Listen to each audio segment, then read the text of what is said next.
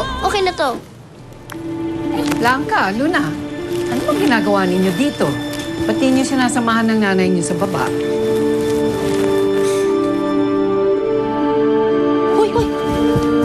Uy, ano sa tingin ng ginagawa mo? Bakit iniistorbo mo si Sir? Bisita yan dito, no? Pasensya na. Wala naman ho akong intensyong masama sa amo ninyo. Magandang araw po, Mapasila. Hello. Mauna na po kayo. Susunod na lang po kami ni Luna. Sige, huwag na kayo magtagal, ha?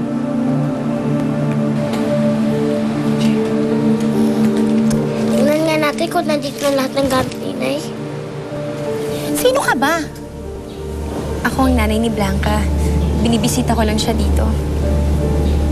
Nung nakita ko kasi yung sir mo, akala ko, Akala mo? Ano akala mo? wala ho. Mali ho ata yung iniisip ko. Sir, pasensya na ho kung nakaistorbo.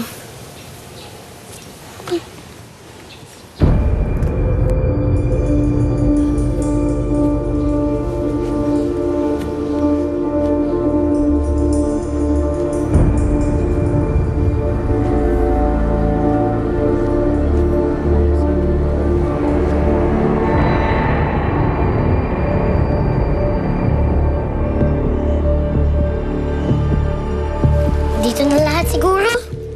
Halika na, bumaba na tayo, Ate Blanca. Halika, sandali lang, Luna. Ano yun? Halika na, dali. Dali, lumabas ka na. Tara. Late na tayo sa appointment kay Dr. Crisostomo.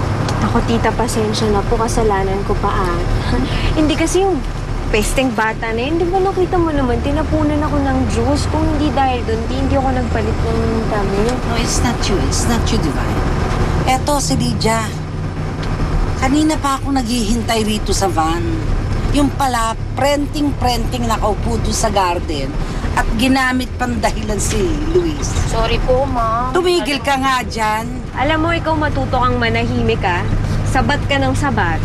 Katulad kanina, na hindi mo binabantayan si Luis. O di may nakalapit na babae. Ano? Babae? May babaeng Yes. nakalapit?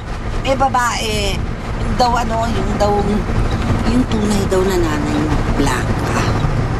May ganon. May ganon. So, like mother, like daughter pala yan. Mag-inang buisit. Kakainis.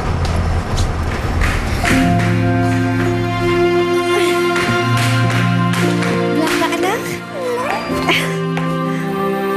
Sobrang higpit naman ang yakap mo, anak. Parang miss na miss mo naman ako, ha? Miss na miss ko po talaga kayo. Miss agad? Parang kahapon lang nakita tayo. Totoo po yun. At dahil na-miss ko po kayo, may isang sorpresa po ako sa inyo. Wow, ano to? Tayo tatlo daw yan, Nay. Tayong tatlo? Opo. I love you, Inay. Ikaw talaga. Naku. Masyado mo naman akong pinapaiyak. Halika nga dito. Dahil dyan, pupupulin kita ng maraming kiss. Madam, tingnan mo nga yan. Paano kang ituturing na mama ni Blanca kung kanyang sobra pa ring lapit niya sa kanyang tunay na ina? Hindi niya binibigyan ng halaga ang magandang kapalaran na ibinigay ko sa kanya. Aba, kung ibang bata siguro yung inampunin mo, abot hanggang langit ang pasasalamat sa inyo. Pero itong si Blanca, wala. Malabo nang mapalapit sa iyo ang kalooban ng batang yan bilang isang magulang.